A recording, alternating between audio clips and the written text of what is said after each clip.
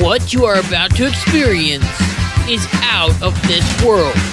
Politics, history, and of course, a lot of entertainment.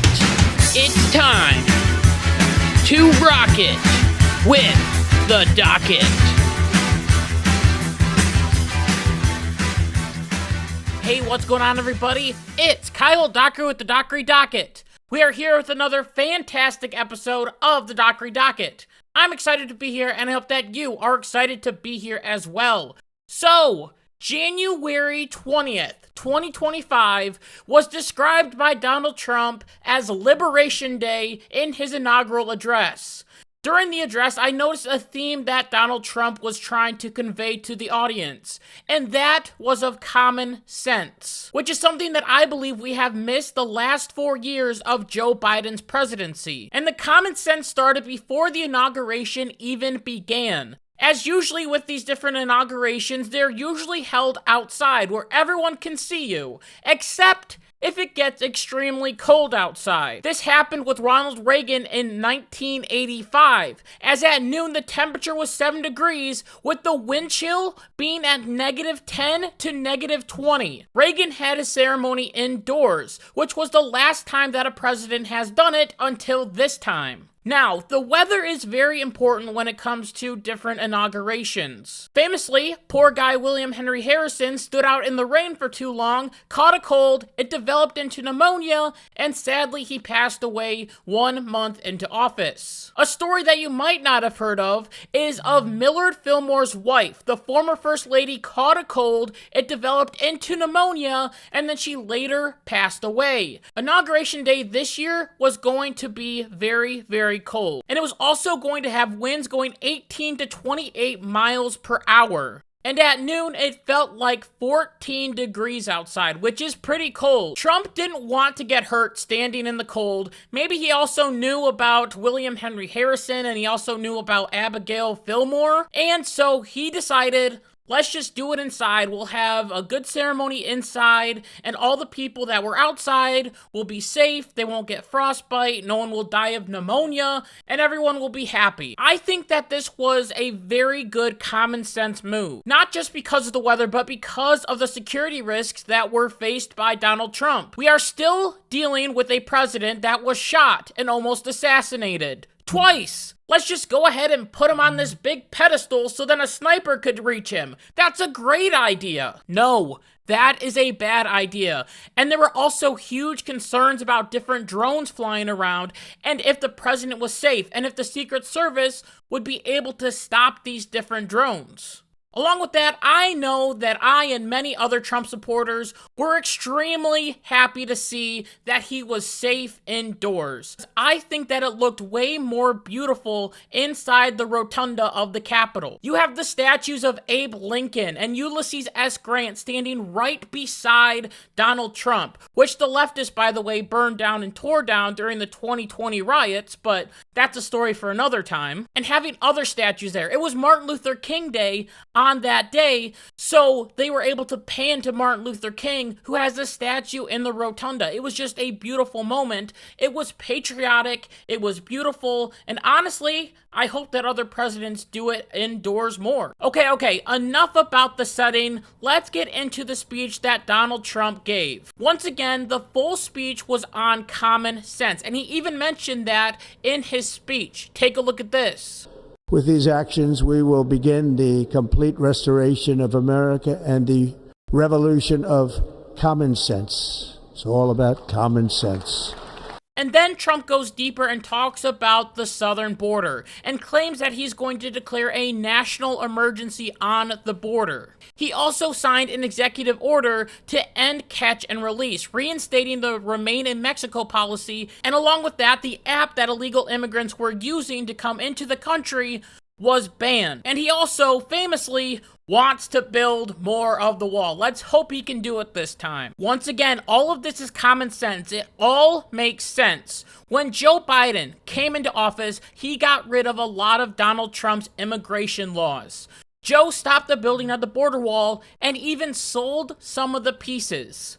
He also paused deportations for 100 days, which led to a fury of people to come over the border.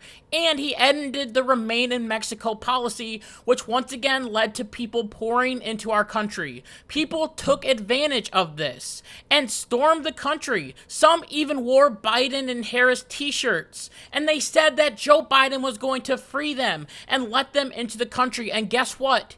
He did. Sadly, he did. Joe failed all of us on the border, and Trump wants to make it great again.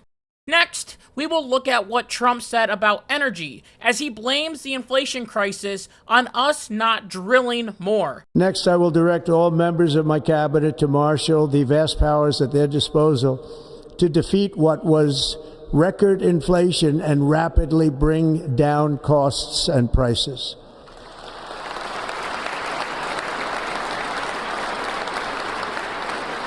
The inflation crisis was caused by massive overspending and escalating energy prices, and that is why today I will also declare a national energy emergency. We will drill, baby, drill. Once again, all of this just makes sense. It's common sense. As Trump continued talking and claiming that we will use all of our oil and natural gas to help us, and we can also sell that natural gas to other countries. Soon, other countries won't be focused on Russia or China for their energy. They will come to us, and they will give us money for our energy, which is what Trump wants, and it'll be incredible. This once again goes against all that Joe Biden stood for, as Trump plans to get rid of the Green New Deal and end the electric car mandate, which are both great things. Now, you can choose what kind of car you want. You want to buy an electric car? Great. You want to buy a gas car?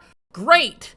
You can buy the car of your choosing. That's how it should be. We should have the freedom to buy what we want.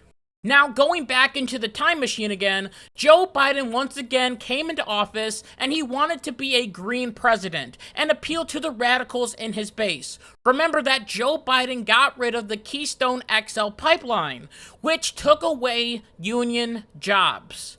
He also placed a 60-day suspension on oil and gas permitting on federal lands and waters. And then later on in his presidency, he passed the disastrous Inflation Reduction Act, which didn't reduce inflation and was just a big green bill. And all of that green crap led to gas prices going up. Trump wants to reverse that and make gas and oil cheaper for American citizens and sell our gas around the world like I already said. That's the dream. Trump has also signed an executive order, just like in 2016, to get us out of the Paris Climate Accord. Thank goodness. We were the ones that were paying for it, and now we are getting the cuss out. Along with that, all of the people in the Paris Climate Accord are telling us, the American people, to stop using natural gas, while they let China and India and other countries produce as much as they want, causing more carbon than any other country. It's ridiculous and stupid. Get rid of it. Joe Biden's focus on green energy hurt average Americans and was one of the reasons that Joe Biden lost this election. Another reason that Joe Biden lost was because of the DEI, equity, race, and gender crap that he always pushed down our throats. People were sick and tired of hearing the first woman to do this, the first LGBTQAAIPP2SH for Hamas person to do this. They were tired of that. They wanted to get rid of it. More than likely, people don't care who you sleep with or what you do in your home, as long as you can get your work done. Trump wants to bring it back to merit-based, not based on race and gender. Take a look at this. This week, I will also end the government policy of trying to socially engineer race and gender into every aspect of public and private life.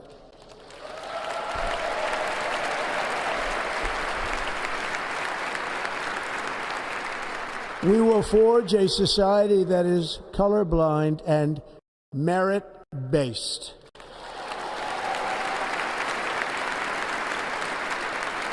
As of today, it will henceforth be the official policy of the United States government that there are only two genders, male and female.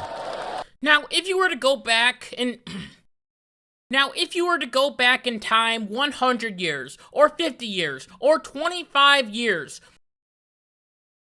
and tell people that the future president was going to be 72,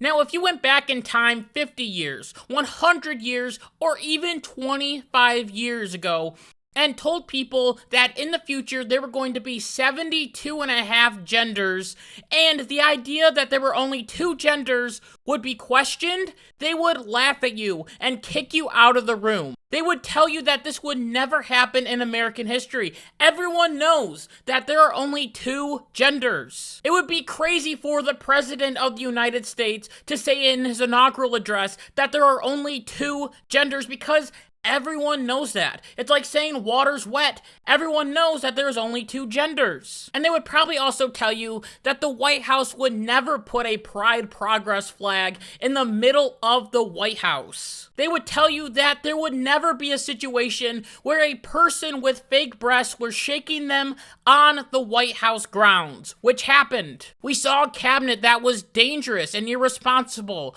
because he had to hire certain people, not based on merit, but based on the color of their skin and who they are, what sex they were into, what different gender ideology they were, and it led to terrible things to happen. It was stupid and led to the downfall of Joe Biden. What we want in this country is common sense. Two genders, everything based on merit, not on race. We also want law and order in our cities.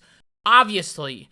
We want the military to fight wars to win them. And more importantly, we want to end different wars, which is huge and very important. I believe that it was also important for Trump to point out why he is back in the White House. And that is because of the failures of Joe Biden. Take a look at this. The recent election is a mandate to completely and totally reverse a horrible betrayal and all of these many betrayals that have taken place, and to give the people back their faith, their wealth, their democracy, and indeed their freedom. From this moment on, America's decline is over. Our liberties and our nation's glorious destiny will no longer be denied, and we will immediately restore the integrity, competency, and loyalty of America's government. Joe Biden was the one that led to this decline, and now Trump is saying that he wants to bring back our greatness. We have seen Trump go through a lot these past, 10 years? From political persecution, from getting impeached twice, to getting a mugshot, and then actually getting shot, to being the president of the United States again. Winning the popular vote in all 7 swing states. There is a reason that Donald Trump won. It might be divine intervention, it might just be that he got lucky. But these next 4 years, we will see if these different goals can be achieved by Donald Trump, and if we will continue to work on them and make a better future for all of us. And with that, I just want to thank you so much for listening to this episode of the Dockery Docket. And until next time, like my mom always says, be good, be kind, be loving, goodbye.